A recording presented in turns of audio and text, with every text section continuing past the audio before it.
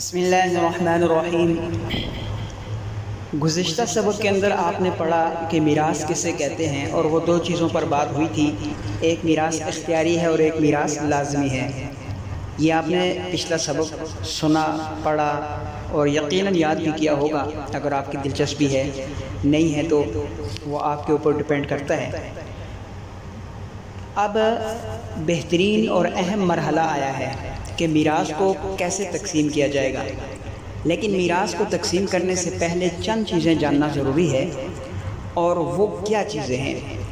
میراث کو تقسیم کرنے سے پہلے تین اہم کام کرنے ہوں گے۔ ان میں سب سے پہلا کام جو ہے وہ تجہیز و تکفین ہے، اس کے بعد دوسرا کام ہے قرض کی ادائیگی، تیسرا کام ہے وصیت کی تکمیل۔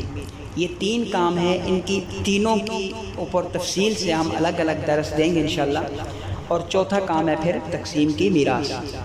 لیکن تقسیم کی میراث سے پہلے ان تین چیزوں کو بیان کرنے سے بھی پہلے ہم آپ کو ایسی چیزیں بتاتے ہیں کہ جن سے وارث کو وراثت میں حصہ نہیں ملے گا، ہے وہ شرعی وارث، لیکن اس کو بعض ایسی وجوہات کی بنا پر وراثت سے حصہ نہیں ملے گا۔ وہ کون سی چیزیں ہیں؟ ان چیزوں کو بیان کرنے سے پہلے ہم آپ سے ریکویسٹ کرتے ہیں کہ آپ ہمارے اس چینل کو ضرور سبسکرائب کریں، لائک کریں اور شیئر کریں۔ تو ان میں سب سے پہلی چیز قاتل کو مقتول کے مال سے حصہ نہیں ملے گا، چاہے اس کا حقیقی بیٹا ہی کیوں نہ ہو۔ اب قتل جان بوجھ کر کرے یا غلطی سے ہو، آلائے قتل چھوٹی ہو یا بڑی ہو، قتل کرنے والی چیز سے قتل کرے یا کسی اور چیز سے مثلا چھری وغیرہ سے قتل کرے، کسی بھی صورت میں جب اس نے قتل کر دیا، عمدن ہو یا قصدن ہو، تو قتل کرنے کی صورت میں مقتول کی وراثت سے قاتل کو کوئی حصہ نہیں ملے گا۔ دوسرے نمبر پر کافر کو مسلمان کے مال سے وراثت سے حصہ نہیں ملے گا، اور مسلمان کو کافر کے مال کی وراثت سے حصہ نہیں ملے گا۔ اور نمبر 3 غلام کو مالک کی وراثت سے قطعاً حصہ نہیں ملے گا۔ اور ایک صاحب سراجی نے ایک چوتھا سبب بھی لکھتا ہے، وہ اختلاف الدارین ہے، یعنی ملک کا اختلاف ہونا، کنٹری کا اختلاف ہونا، یعنی ایک بندہ پاکستانی ہے اور ایک ہندوستانی ہے وہ شرعی ورثہ، لیکن ان میں سے ایک بندہ فوت ہو گیا تو دوسرے کو، ایک ملک کا بندہ فوت ہو گیا تو دوسرے ملک میں رہنے والے کو وراثت میں حصہ نہیں ملے گا۔ لیکن یاد رکھیں، ان چار لوگوں کے علاوہ ہمارے معاشرے کی غلط سوچ کی بنیاد پر کچھ اور سبب بھی ایسے ہیں کہ جن کی بنا پر بعض ورثاء کو میراث سے محروم کر دیا جاتا ہے، جو کہ سراسر ظلم عظیم ہے۔ ان میں عورت ہونا، ہمارے معاشرے کے اندر عورت کو بھی وراثت میں حصہ نہیں دیا جاتا۔ شادی بیاہوں کے موقع پر جہیز کی بھاری رقم دے کر اسے فارغ کر دیا جاتا ہے، جبکہ اسے وراثت میں حصہ نہیں دیا جاتا۔ اور یہ ہے وہ ہندوانہ سوچ، ہندوانہ رسم کہ جس کی بنیاد پر عورت کو حصہ نہیں دیا جاتا، اسے جہیز دے دلا کر فارغ کر دیا جاتا ہے۔ لیکن افسوس کہ یہ ہمارے معاشرے کے اندر بھی یہ چیز آ چکی ہے۔ دوسرے نمبر پر ہے دوسرا نکاح ہونا۔ ایک عورت ہے، اس کو طلاق ہو گئی یا اس کا شوہر فوت ہو گیا، اب اس نے دوسری جگہ پر نکاح کیا تو جو اس کا شوہر فوت ہوا ہے اس کی وراثت سے اس کو حصہ ملے گا۔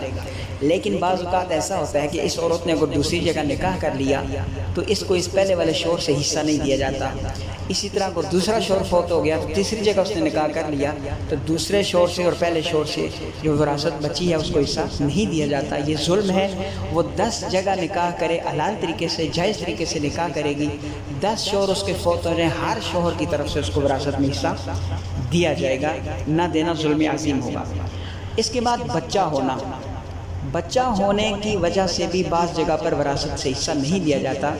ایک شخص کا بیٹا ہے، وہ کڑیل جوان ہے، اور دوسرے کا بچہ دودھ پیتا ہے یا 1 دن کا ہے اور وہ اس کا والد فوت ہو گیا، تو ان دونوں کو برابر حصہ ملے گا۔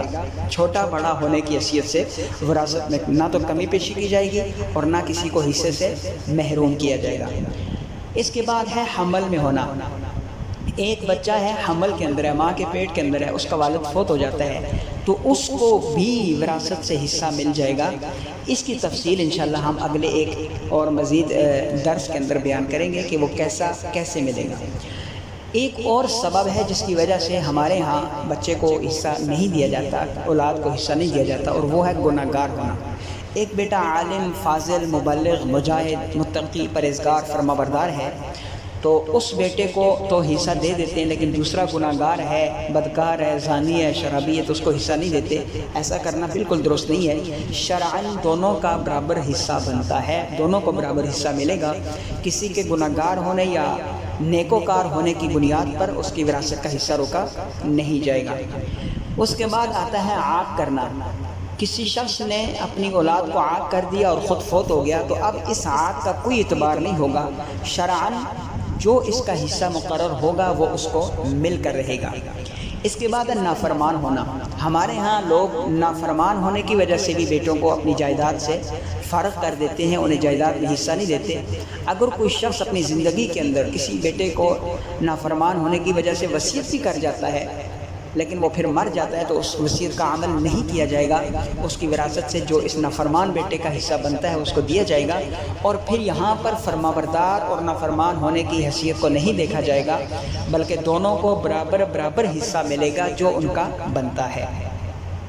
یہ وہ چند چیزیں تھیں کہ جن کی بنیاد پر یا تو شرعاً اس کو وراثت سے حصہ نہیں دیا جاتا، یا پھر ہماری غلط سوچ کی بنیاد پر۔ دونوں پوائنٹ آپ کے سامنے رکھے ہیں، آپ ان کو اچھے سے یاد کر لیں۔